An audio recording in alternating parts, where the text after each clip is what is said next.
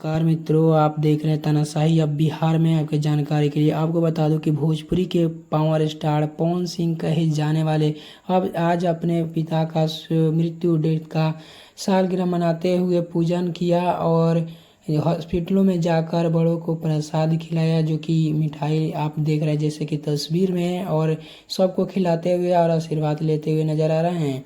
और उन्होंने नीचे लिखा अपने इंस्टाग्राम पर पोस्ट करते हुए कि बड़ों का आशीर्वाद ही हमारे लिए सब कुछ है।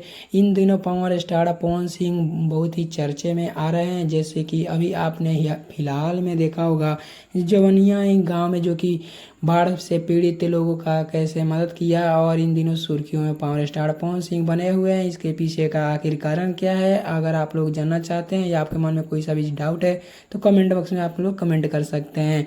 और ऐसे ही वीडियो देखने के लिए चैनल को सब्सक्राइब कर लेना। मिलता है किसी नेक्स्ट वीडियो किसी नई जानकारी के साथ।